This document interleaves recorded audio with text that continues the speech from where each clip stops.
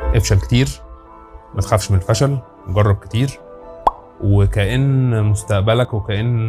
نفسيتك والطاقة بتاعتك هي مستباحة لأي تجربة ممكن يبقى فيها غشومية زيادة، وكأن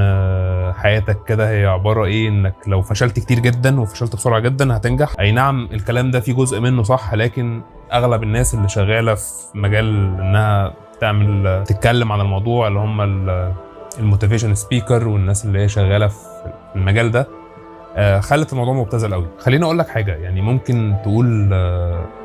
ان في ناس بتتكلم في الكوتشنج وفي التنميه البشريه في اللي احنا بنتكلم فيه ده كله، انها دايما بتحاول ما تخوفكش من الفشل، تحاول ان هي تقول لك ايه جرب وما تخافش وهتيجي معاك وهتظبط معاك. لكن انا اخر حاجه ممكن اعملها ان انا اكذب عليك، او ان انا ابيع لك وهم، او ان انا افضل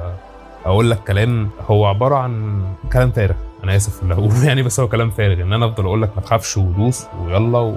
خد كارد وخش السجن واعمل المشروع ده واعمل كذا ده كلام كله يعني بعيد عن الواقعيه جدا، بعيد عن الواقعيه، وكلام اعتقد لو حد فاهم عنده خبره كده وفعلا يعني بيزنس مان كبير. هو خليني برضو اتكلم عن الناس دي،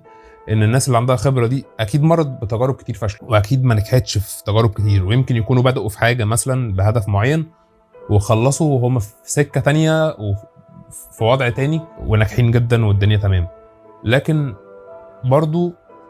أسوأ حاجة في القصة دي ان انا ابعدك عن الواقع، ابعدك عن الواقع وافضل اسخنك ان انت تخش بقلبك في اي حاجة. دي مش حاجة كويسة، دي مش حاجة كويسة، ودي حاجة بتستنزف طاقة وبتستنزف يعني نفسية كبيرة،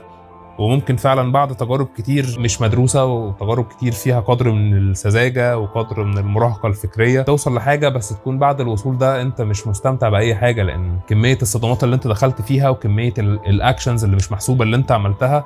بوظتك من جوه. فهي الفكرة هي ايه قيمة النجاح وانت مش مبسوط بيه، او وانت مش مستمتع ان انت عملت حاجة؟ وهل انت لو وصلت للفلوس وللخيال اللي كان في دماغك وانت مش معتز باللي انت عملته، مش فخور باللي انت عملته، يبقى ده نجاح؟ فكر في الموضوع فعلا يستحق التفكير.